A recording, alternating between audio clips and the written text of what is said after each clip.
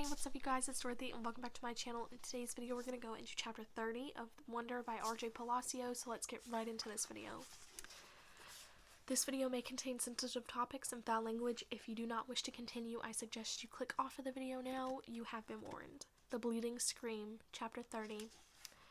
Walking through the halls that morning on the way to the lockers was, I have to say, absolutely awesome. Everything was different now. I was different.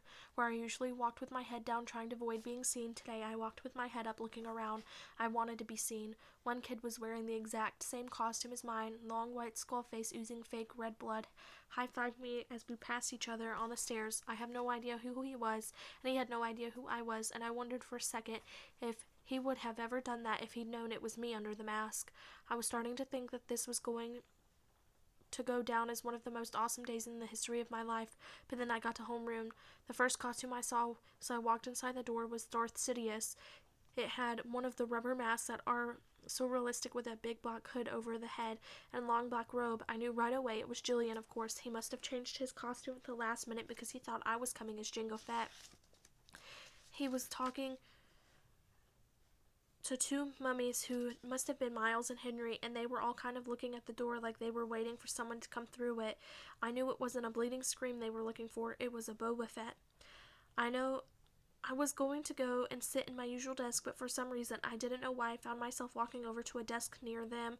I could hear them talking. One of the mummies was saying, "It really does look like him." "Like this part especially," answered Julian's voice. He put his fingers on the cheeks and eyes of his Darth Sidious mask. "Actually," said the mummy, "what he really looks like is one of those shrunken heads. Have you ever seen those? He looks exactly like that." "I think he looks like an orc." "Oh yeah, if I looked like that," said Julian's voice, kind of laughing, "I swear to God I'd put a hood over my face every day." "I've thought about this a lot," said the second mummy, sounding serious, "and I really think if I looked like him seriously, I think I'd kill myself." "You would not," answered Darth Sidious. "Yeah, for real," insisted the same mummy. "I can't imagine looking in the mirror every day and seeing myself like that. It would be too awful. And getting stared at all the time." "Then why do you hang out with him so much?" asked Darth Sidious. "I don't know," answered the mummy.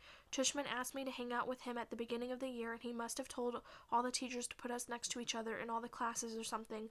The mummy shrugged. I knew the shrug, of course. I knew the voice. I knew I wanted to run out of the class right then and there, but I stood there and where I was and listened to Jack Will finish what he was saying. "I mean, the thing is, he always follows me around. What am I supposed to do? Just ditch him," said Julian. I don't know what Jack answered because I walked out of the class without anyone knowing I had been there. My face felt like it was on fire while I walked back down the stairs. I was sweating under my costume and I started crying. I couldn't keep it from happening. The tears were so thick in my eyes I could barely see, but I couldn't wipe them through the mask as I walked.